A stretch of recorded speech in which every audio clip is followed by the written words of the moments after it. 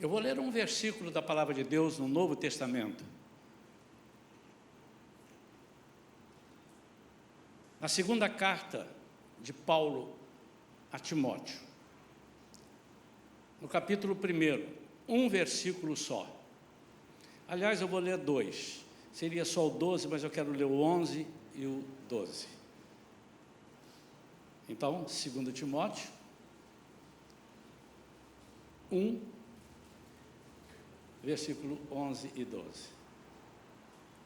Diz assim: deste evangelho fui constituído pregador, apóstolo e mestre. Por esta causa também sofro.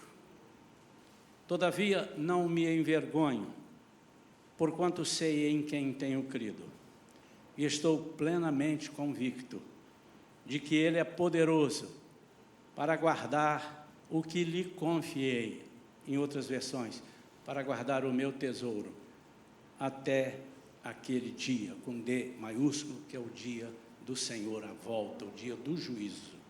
Amém? Pai, fala conosco, Senhor. Fala da forma que só Tu sabes falar. Espírito Santo habita em nós. Dá-nos discernimento, dá-nos palavra de sabedoria e de conhecimento. Em nome de Jesus. Amém.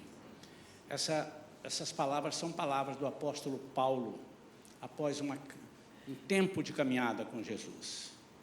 Eu diria então que são palavras de uma experiência vivida. Hoje de manhã, quando nós falamos sobre a tarefa, a missão que Deus dera a Josué, eu falei sobre a experiência que deveríamos ter, a experiência que Josué tinha, desde quando ele andava e saiu do Egito, e saiu com Moisés, e ajudou a Moisés, mas ele desenvolveu nele a experiência própria. Ele não ficou apenas com a experiência de Moisés, a experiência que ele via Deus atuar na vida de Moisés, mas ele disse: eu quero para mim também, eu quero as minhas experiências. As nossas experiências servem para motivar as pessoas, para levantar pessoas que estão paradas, mas as experiências dessas pessoas que nós vemos são experiências apenas para nos impulsionar, para dizer que você também pode, deve ter experiência.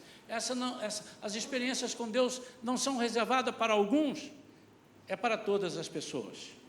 E eu quero nesta noite perguntar a você: você sabe em quem confia?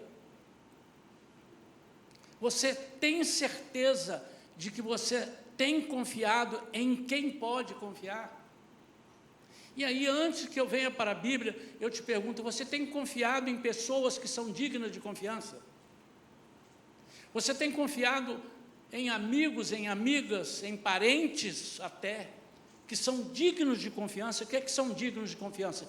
Que lhe passem uma mensagem, ou lhe passem uma impressão, ou lhe passem a certeza de que você está no caminho certo. Perguntamos aqui um dia desse, acho que foi domingo passado: você tem sido afiado por quem? Quem tem trabalhado na sua vida? Quem tem influenciado na sua vida?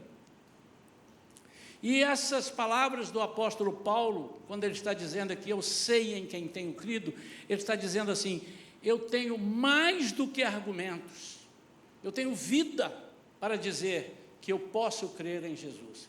Agora, é engraçado porque é Paulo que está falando, esse mesmo que perseguia os cristãos por achar na mentalidade dele que os cristãos estavam seguindo a um Jesus que estava deturpando tudo aquilo que ele aprendera no Antigo Testamento. Um homem muito instruído, mas aprove a Deus quebrantar o coração dele. A primeira coisa, para eu saber em quem eu estou confiando, eu preciso então ter experiências com essas pessoas.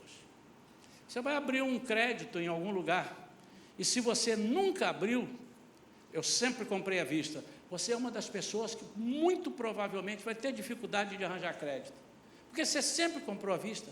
As pessoas querem saber como é que você é com o pagamento. Então, quando você apresenta, eu comprei aqui, ali, acolá, está aqui tudo, eu paguei assim, assim, assim, está aqui as demonstrações, a pessoa disse assim, eu posso confiar em você. Parecido com isso, não é isso? É muito mais que isso. Deus nos diz assim, como você tem coragem de confiar e dizer que, aliás, que confia em mim, se você não tem deixado eu trabalhar na sua vida, nas suas horas, nos momentos de aflições? Irmãos, antes que vocês pensem que eu sou o super pastor, o super homem, eu sou susceptível às mesmas fraquezas e aos mesmos ataques, às mesmas angústias e tribulações que todos vocês são, assim como os apóstolos, os discípulos eram. Mas eu aprendi que mesmo eu não estando na plenitude daquilo que eu vivo em termos de saúde, de tudo, eu preciso dizer aquilo que eu sei que Deus pode fazer. E eu tenho experiências na minha vida onde algumas vezes eu fui fazer o trabalho, muitas vezes, não algumas, muitas vezes, fui fazer o trabalho de Deus com dores, com dificuldades financeiras, com problemas grandes para resolver, e eu não tinha uma outra palavra a não ser, eu sei que Deus pode fazer isso na sua vida, e Deus pode te curar. Então, Paulo fala antes do sofrimento que está vivendo por ser um pregador do Evangelho, mas como uma pessoa que é pregadora do Evangelho pode andar em sofrimento? É porque o Evangelho confronta, o Evangelho quebra as setas e a espada do inimigo. O Evangelho é algo que refrigera a alma, são boas novas. E quando isso acontece, o inimigo se levanta. Nós precisamos entender que nós temos uma guerra espiritual. Por isso, repito, que quando Jesus disse, você aceita, você quer trabalhar no reino, quer servir a Jesus, você quer entrar nessa caminhada, você precisa fazer cálculos. Então eu digo que seguir a Jesus é uma decisão racional. Aí depois você vai servindo a Jesus, vai trabalhando com Ele, vai vendo e vai dizer assim, eu posso confiar nele. Porque não só está escrito que eu nunca vou te desamparar, Ele nunca desamparou, é porque eu tenho experiências que na hora que eu mais precisei, Ele me ouviu, na hora que eu mais precisei, Ele segurou a minha mão. Irmão, isso precisa ser algo na sua vida visível. Agora deixa eu te dizer, quantos querem isso? Então Ele vai te dar isso após um sofrimento seu. Ele vai te dar isso após uma amargura, após um problema, porque é nesse momento que você vai precisar. É muito difícil, de repente, eu dizer isso, mas eu não posso omitir. Quando nós queremos viver um milagre, é porque nós estamos passando uma situação que ninguém pode resolver, só um milagre. Quantos estão entendendo isso? A primeira coisa, aprenda a confiar em Deus. Confiar em Deus é viver um processo de estreitamento de conhecimento mútuo. Você tem que deixar Ele te conhecer. Não, mas Ele já me conhece desde que eu nasci. O salmista diz no Salmo 139, Senhor, sondas e me conhece. Vê se há em mim algum caminho mau, porque eu posso achar que não há. Mas Ele, quando eu autorizo Ele a entrar, por que eu tenho que autorizar? Porque Ele é um cavaleiro gentil. Jesus, Ele disse, eu estou à porta e bato. Se alguém ouvir isso, Ele não está falando para ímpio, Ele está falando para o crente. Ele está falando para a igreja. Embora muitos usem isso para um evangelismo, pode usar. Mas o contexto disso, Ele está falando para a igreja, eu estou aqui à porta. Ele está falando para nós, está falando para o corpo dele, Ele está falando para você e para mim, eu estou aqui, à porta batendo. Se alguém ouvir a minha voz, não basta ouvir. E segundo, e se abrir a porta? Então, para você viver uma experiência com Deus, você precisa autorizar que Ele te conheça. E como é esse autorizar? Não é no conhecimento que o salmista fala no início.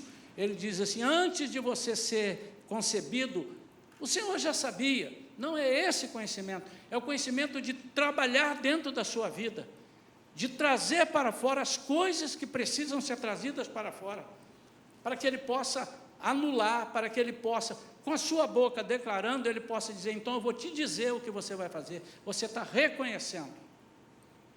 Quando o Augusto cita aqui a parábola do filho pródigo, eu gosto muito dessa.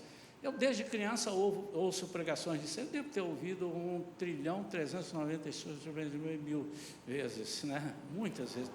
Como é gostoso ouvir. E cada um conta de um jeito, porque ela tem muito. Não, como é que diz assim? Ele não muda a parábola, mas ele aplica na parábola muitos conhecimentos.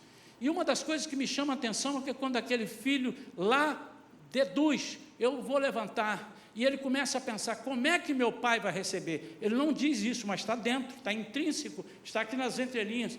Ele começa a dizer, eu já sei, eu vou lá e vou dizer, eu não sou digno e tal. Aí eu estou imaginando que meu pai, não sei como é que ele vai fazer, só que quando ele ensaia para dizer isso, a impressão que nós temos é que Deus, que o pai, que reflete em Deus, essa é uma parábola, tapa a boca dele e diz, não fale nada. Tragam o bezerro, traga a roupa, traga as sandálias, traga um anel, vamos restaurar essa vida por completo, porque é assim que Deus faz. Mas para que isso aconteça, você precisa aprender a confiar em Deus. Esse filho pródigo, ele levantou, porque no fundo, ele disse assim, eu fiz tudo errado, mas eu conheço meu pai. Não é possível que nesse tempo, sei lá, 6 meses, 1 ano, a Bíblia não diz quanto tempo ele ficou ali desperdiçando, 2 anos, 5 anos, 10 anos, não sei, seja o tempo que for, mas o tempo enquanto Deus é o nosso, Jesus é o nosso advogado. Porque quando ele for juiz, você não vai ter mais oportunidade, ele vai te julgar, vai nos julgar lá diante do trono branco. Sim, é um processo. É um processo. Estreitamento, conhecer a Deus é um processo. Às vezes nós queremos viver uma ou outra situação, mas não é uma, não são duas, é um processo. Há um ditado que diz, para você conhecer uma pessoa, você tem que comer com ele 1 quilo de sal. Não é 1 quilo, eles erraram o ditado. O ditado é, para quem quer conhecer uma pessoa, tem que comer com ele 1 saco de sal. Esse ditado é antigo, não existia 1 quilo de sal cisne, sal ita, não existia. Era 1 saco de sal, desse saco de batata, saco de 60 quilos. Lá em casa, eu não sei quanto tempo a gente demora para consumir 1 quilo de sal. Você imagina 1 saco de 50 quilos. Muitos anos. Ele não está querendo dizer, para você conhecer uma pessoa, você tem que comer durante muitos anos ou andar muitos anos. Não, o que ele quer dizer, você tem que dividir aquilo pouco a pouco e conhecendo e trabalhando e vivendo. Mas a confiança passa por repetição, por perseverança, por testar situações difíceis. A confiança é algo que precisa ser desenvolvido, esticado, desenvolvido. Quando nós não desenvolvemos a nossa confiança com Deus, nós ficamos limitados a uma ou outra situação. Por isso que eu repito, não é um ou outro fato, é um processo, é um estreitamento, é algo onde daqui a pouco, no respirar, você sente a presença de Deus, e você diz, Deus está aqui, Deus está falando, espera um minutinho, espera aí, Deus está falando, é Ele que está falando. Coisa tremenda quando nós andamos uma pessoa e temos um processo de estreitamento. Muitas vezes, nesse estreitamento, nesse processo, você é levado ao deserto. Por que você é levado ao deserto? Porque no deserto não há escoras. Já repararam isso? No deserto não há escoras. Para você se amparar, é areia, olha para cima é céu, e você não tem nada, não tem madeiras, não tem onde você se esperar. Isso quer dizer que num trabalho com Deus haverá momentos em que você vai sentir ou vai parecer que você está abandonado. Você está no meio do povo, parece que você fala e ninguém ouve. Parece que ninguém escuta a sua voz, e você está aqui. Estou numa igreja, estou no meio da comunidade, mas quando isso acontece, é Deus te chamando para fora da comunidade, no sentido de seguinte, há coisas que eu quero falar só com você, eu não quero falar com todas. E há coisas que Deus fala somente com um, e não adianta você ir orar e pedir confirmação, porque Deus não vai confirmar, porque não falou com o outro. Como é que vai confirmar se ele não falou? Imagine, quando Josué recebe de Deus assim: Josué, levanta aí, presta atenção. Você vai juntar o povo e começa a dar volta em volta dessa muralha de Jericó. Eu vou derrubar. Mas é uma volta por dia. No último dia, você vai dar 7 voltas. E vão dar um grito. Irmão, que coisa maluca, irmãos. Que coisa doida, irmãos. Eu dou volta. Teve um dia que agora ninguém fala nada, nem glorifica, nem nada, fica quieto, em silêncio. Mas agora vamos dar, e cai a muralha. Irmãos, eu fico imaginando ele passar isso para as pessoas. Mas ninguém sabia. A Bíblia, pelo menos, não me deixa nenhum vestígio de que ele chamou 2 ou 3 e falou: Deus me falou isso e tal. Sabe, tem coisas que Deus fala só comigo, porque se eu for contar para as pessoas podem me puxar para baixo. Você tem certeza que foi Deus que falou isso? Você não acha melhor você orar mais? Você não acha melhor? Irmãos, o Evangelho é para maluco mesmo. A Bíblia diz que quem não conhece o Evangelho, para essa pessoa o Evangelho é loucura, mas para nós é o quê? É o poder de Deus. Estão olhando para mim? Eu tenho vivido desde a minha infância coisas loucas que Deus faz para confundir as sábias, mas não é só comigo, mas eu tenho vivido, mas eu tenho visto outras pessoas viverem, eu tenho visto outras pessoas passarem por essa experiência. Não teria graça estar restrito a uma meia dúzia de 3 ou 2. Existe essa meia dúzia, irmão? 3 ou 2, uma minoria. Não existe. O que Deus quer é espalhar isso por todo o corpo dele, em toda a terra, amém? Mas cuidado, quando ele te tira do meio e te leva para um deserto, cuidado com a voz que você vai ouvir. Jesus estava no deserto, qual foi a voz que ele ouviu? A voz de Deus, foi isso? A voz do diabo. Só que ele tinha experiência com Deus.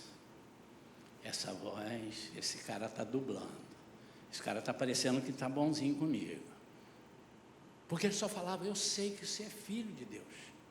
E se você é mesmo filho de Deus, se você é isso tudo que você está falando, basta você falar para essa pedra virar pão. Que coisa simples, irmão, para Jesus. Mas essa não era a voz de Deus para ele. Porque Deus trouxe Jesus para ele ser pão para os outros, e não para ele fazer pão para ele. Deu para entender isso aí? Deus trouxe Jesus, não para fazer milagres para si, mas para ele ser um milagre na vida de todas as pessoas. Ele podia transformar pedras em pães? Lógico que pode. O que é isso? Ele pega 5 pães e 2 peixinhos e transforma em 10 alimento para 10 mil, 12 mil pessoas, eram 5 mil, mas só os homens, as mulheres e crianças não eram contadas. Então, estima-se que ali deveria ter pelo menos, vamos fazer por 10 mil, imagine com 5 pães e 2 peixes. Como eu vou duvidar desse Jesus? Então, nós temos que estar no deserto, sabendo, há vozes no deserto que não são voz, não são as vozes corretas, não é a voz de Deus. Segunda coisa, tenha prazer na relação com Deus. Muitas pessoas têm relação com Deus buscando algum benefício. É errado, pastor? Não, mas ele não deve ser a primeira coisa. Você sabe que ele vai ter benefício, porque ele mesmo já disse. Em várias situações, hoje mesmo na pregação de manhã, ele conversando com Josué, ele disse: onde pisar a planta do seu pé será a sua terra, estarei contigo, ninguém pode te resistir. Onde você for, estarei lá. Aliás, irmãos, depois a gente vai para casa e fica pensando, onde você for, meu irmão, Deus estará contigo, depende de quem seja você. Você não vai querer carregar Deus para um lugar onde Ele não é glorificado e não é exaltado. Então, nesse lugar, Ele vai parar na porta e você vai entrar sozinho. Você sabe onde é. Tenha prazer na relação com Deus. Ter relação com Deus, ter relacionamento com Deus, ter experiências com Deus, legal. Mas você faz isso por prazer, ou porque alguém te cobra, ou porque você tem medo. Não, eu vou fazer isso, senão Deus vai me castigar. Que Deus é esse que você serve? Um Deus que gosta de castigar? Paulo declarou que não tinha vergonha. Logo, aquilo era agradável a ele. Era agradável.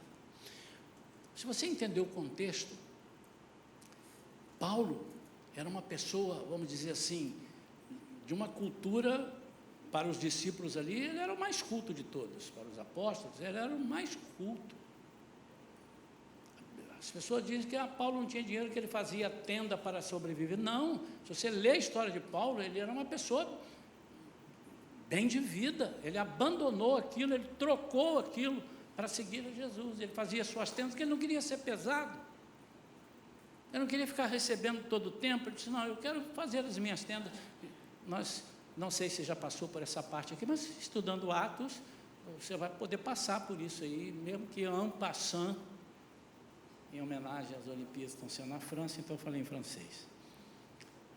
E às vezes temos prazer somente nos benefícios humanos que o Evangelho pode nos conceder. Por exemplo, status, reconhecimento, tudo que possa massagear o nosso ego. Não é essa experiência, não é esse prazer. Eu tenho prazer. Uma vez eu estava conversando com uma pessoa, um amigo em Cristo, e ele me dizendo, a minha esposa estava perto, nós estávamos jantando junto numa cidade onde eu estava indo pregar, na igreja dele, e ele disse assim, olha, Deus tem sido maravilhoso, eu tenho feito um jejum, fiz um jejum, Deus me deu um apartamento, e agora eu estou fazendo um jejum para um segundo apartamento. Ele disse, eu tenho prazer em servir a Jesus, agora o próximo jejum que eu vou fazer é para adquirir isso assim, assim, assim. Eu falei, rapaz, jejum não é para isso.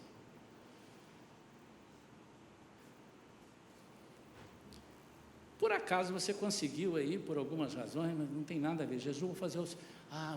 tadinho, ele está fazendo jejum, vou dar um apartamento para ele. Ele está querendo tanto esse apartamento. Irmãos, esqueça isso. Não é assim, o jejum não é para isso. Mas isso é uma outra pregação. Mas às vezes eu tenho prazer porque eu ganho. E no dia que Deus fechar a porta para falar comigo, 1 mês, será que você aguenta? Se Deus deixar de falar com você um tempo, em termos de respostas, você está pedindo, parece que sumiu todo mundo. O prazer independe dele te atender ou não atender. Você precisa servir a Deus pelo que Ele é, não pelo que Ele faz. Porque Ele pode fazer e pode não fazer. Cabe a Ele decidir. Nós temos que aprender a ter no processo alegria em podermos ser testados, perseguidos, avaliados. Irmãos, como é ruim passar por perseguição, como é ruim passar por tribulações, como é ruim, mas isso tudo fortalece. Quando o apóstolo Paulo pede um help a Jesus, ele diz, calma, o meu poder se aperfeiçoa na fraqueza. Muitas vezes nós não deixamos o treinamento de Deus na nossa vida. Quanto mais passarmos por algumas lutas, mais fortes sairemos lá na frente. Quanto mais eu uso a minha fé, mais eu estou apto para alcançar coisas inimagináveis na minha cabeça. Por isso que às vezes a gente conversa com algumas pessoas e pensa que eles são, como diz, fanáticos. Mas não. O que eu posso dizer de um Deus que fez tantas coisas na minha vida? Minha filha já citou aqui, mas isso é umazinha lá, quando eu tinha 10 anos de idade. E de lá para cá, quantas coisas Deus tem feito, quantas coisas eu tenho visto, não só na minha vida, mas na vida das pessoas, atendendo a uma oração de um vaso imperfeito. Hein? Você pensou na honra de Deus olhar assim, vem cá você, mas eu, Senhor, eu sou, como Isaías falou, eu sou um homem impuro, habito no meio de pessoas com lábios impuros, eu vou morrer e tal. Eu disse, não, vem cá, eu vou arrumar isso aí, eu vou consagrar você, eu vou purificar você, você vai ser o meu profeta messiânico, profeta que vai falar do Messias que virá, eu vou te enviar. E eu estou procurando a quem enviar agora, e depois disso tudo, né, de queimar os lábios dele, e Deus pergunta, quem enviarei? Quem há de ir por mim? Ele diz, eis-me aqui, Senhor, envia-me a mim. Em Mateus capítulo 5, versículo 11, nas bem-aventuranças diz, bem-aventurados sois quando vos insultarem, perseguirem e mentindo disserem todo mal contra vós. E tem gente que para aí, não, esse versículo não existe. Disserem todo mal contra vós, quem pode completar comigo? Por causa de mim. Você é um Zé Mané, faz tudo errado, estão te perseguindo, estão dizendo que você é isso, você merece ouvir isso mesmo. Não é isso que ele está dizendo aqui. É aqueles que disserem isso de você por causa de mim, Jesus. Então, nesse momento, nesse caso, vocês são bem-aventurados.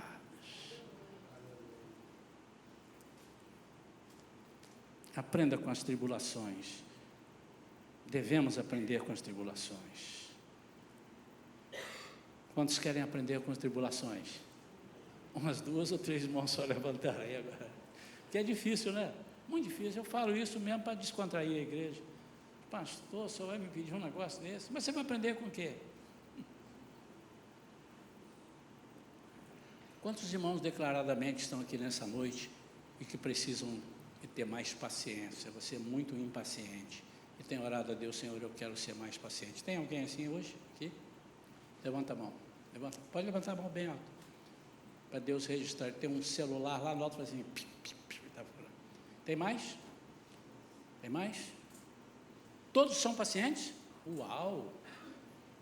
Temos uma igreja paciente. Acho que eles estão com medo do que eu vou falar agora. Sabe qual é o treinamento para a paciência, irmãos? Tribulação. Volta atrás? Não? Então levanta. Porque no meio das tribulações, o Senhor estará dando a cartilha.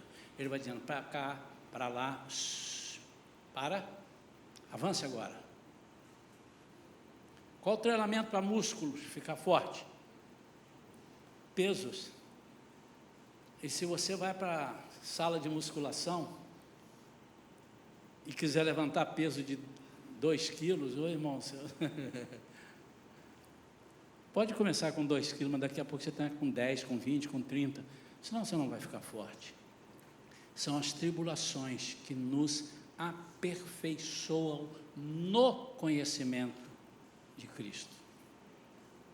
2 Coríntios 12, 10, eu vou ler na nova tradução, na linguagem de hoje. Eu me alegro também com as fraquezas, os insultos, os sofrimentos, as perseguições e as dificuldades pelos quais passo por causa de Cristo. Porque quando perco toda a minha força, então tenho a força de Cristo em mim. A outra tradução, quando eu estou fraco, aí é que eu sou forte. Eu gosto muito disso. Quando eu me anulo, eu passo a ter experiência com Deus. E por fim, meu irmão e minha irmã, tenha consciência do propósito de sua vida para Deus. Pare de dizer que você não é ninguém. A Bíblia diz que nós somos obras-primas de Deus, amém ou não? Sabe quanto custa um quadro de um pintor desse aí, famoso? Milhões. Por quê? Não existe Xerox. E nós vivemos, talvez, influenciados por mentiras que Satanás coloca, nós queremos ser igual aos outros. Eu queria ser igual a você. Eu queria ser... Não, irmão, você é obra-prima porque não tem ninguém igual a você. Pode procurar de lanterna, você não vai achar outro Isaías Mendes igual a mim. Não vai achar, você vai achar mais bonito, mas igual a mim você não vai achar. Você vai achar mais alto, Isaías Mendes, mas não vai achar igual a mim, por quê? Só eu sou o Isaías Mendes, filho de Antônio Mendes, Ana Camarda Mendes.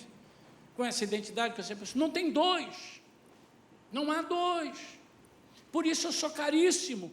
E deixa eu te dizer, Jesus morreu por mim. Morreu por você. Por isso que você vale uma fortuna. E o diabo está querendo pagar você muito abaixo da tabela FIPE.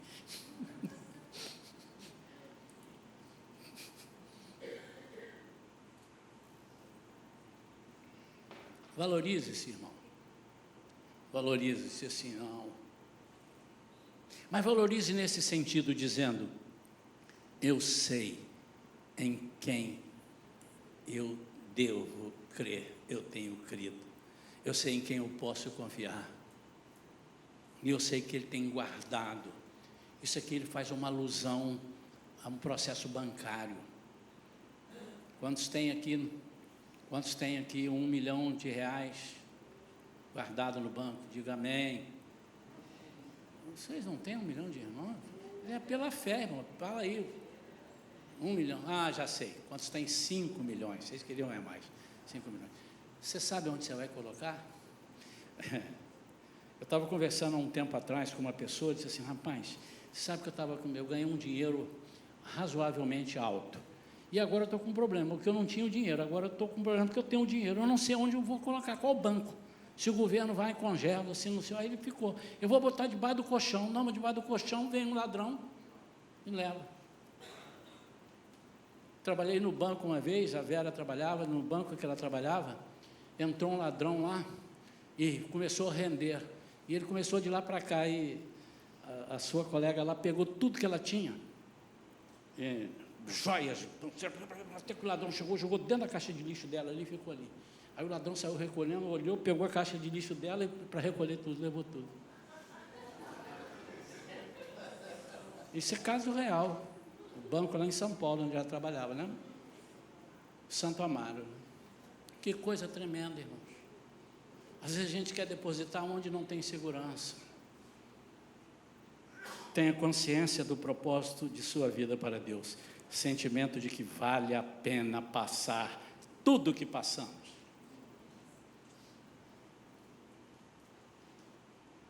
Há pessoas entre nós que talvez, alguns eu conheço, que vieram de um lugar horrível, vieram de uma situação, o Senhor teve misericórdia, tirou de um lugar de derrota, e trouxe, como diz o salmista, né, colocou seus pés sobre a rocha, ergueu os seus passos, colocou um louvor, palavras nos seus lábios. Mas será que essa pessoa está arrependida hoje? Duvido e odó. Não está, não pode estar. Então você não tem experiências com Deus.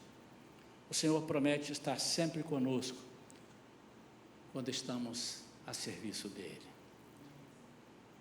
Em Isaías 41, versículo 10, vou dar um trabalhozinho à nossa data show. Isaías 41, 10. Depois Mateus 28, 20. E Romanos 38, 8, 38 e 39. Isaías 41, 10. Vamos ver quem abre mais rápido? Está lá. Todos os seus inimigos serão derrotados e humilhados. Todos os que lutam contra vocês serão destruídos e morrerão. Irmãos, aqui não é inimigo de uma briga que você arranjou na rua e que você fez bobagem. Você vai resolver esse problema que você causou. Está falando dos seus inimigos, porque você serve a Deus. Vale a pena servir a Deus. Senhor, mas eu estou te servindo, eu arranjei lá na minha família. Algumas pessoas se levantaram contra mim no meu trabalho, mas o Senhor vai te dar a vitória, está prometido ali. Mateus 28, 20, olha só que coisa tremenda. Isso é um versículo muito conhecido. Diz assim: ensinando-os a obedecer a tudo o que tenho ordenado a vocês. E lembre-se disso: eu estou com vocês todos os dias, até o fim dos tempos. Que isso? E por último, Romanos, muita gente gosta desse. Romanos 8, 38 e 39.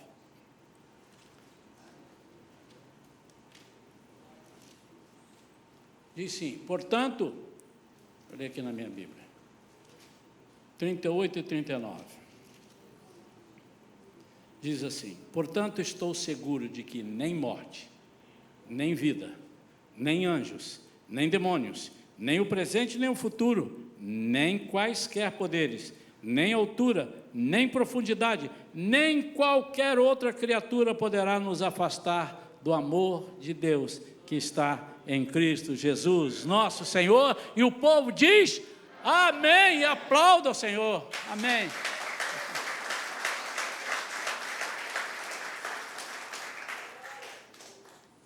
A minha oração, meu desejo, nós vamos orar agora por vidas que precisam de algum tipo de oração, mas o meu desejo é que você tenha prazer e aprenda a dizer: calma, espera, eu sei em quem tenho crido, eu estou certo de que Ele é poderoso. Tem uma ilustração antiga, irmãos. Eu ainda era criança, usava calça curta, mas disse que havia um navio, estava fazendo uma viagem, passageiros, e veio uma turbulência, no navio o quê? Veio o quê? Veio uma tempestade. Você estava lá, não estava? Veio uma tempestade e o navio começou a bater, quase virando, e nego correndo para lá e correndo para cá, segurando, capotando para aqui. E quando passaram ali num lugar amplo, tinha um garotinho sentado no chão, brincando com o carrinho dele. E como se nada tivesse acontecendo. E aí todo mundo, aí chegou alguém e disse assim: ô menino, você não sabe o que está acontecendo? Eu sei, uma tempestade muito violenta. E você fica assim? Fico. Você está tranquilo? Como é que você pode estar tranquilo? Disse: o meu pai é o comandante. Era o pai dele que estava lá. Ele sabia. Eu sei em quem tenho crido. Eu estou certo de que Ele é poderoso para guardar o meu tesouro. Eu sei que meu pai sabe o que eu estou fazendo aqui. Eu sei que Ele sabe dirigir esse navio. Meu amado e minha amada, se você não crê que Jesus pode dirigir a sua vida, você está perdendo um tempo miserável. Por isso, a palavra para hoje, de hoje em diante, você guardar: eu sei em quem tenho crido. Mas para você dizer isso, cuidado, que o inimigo pode dizer: sabe mesmo? Então vamos ver. Não, eu estava de brincadeira, eu sei, mas não sei muito. Diga com autoridade. Como é que você vai ter essa autoridade? Tendo experiências com Deus. Amém ou não amém? Vamos ficar de pé.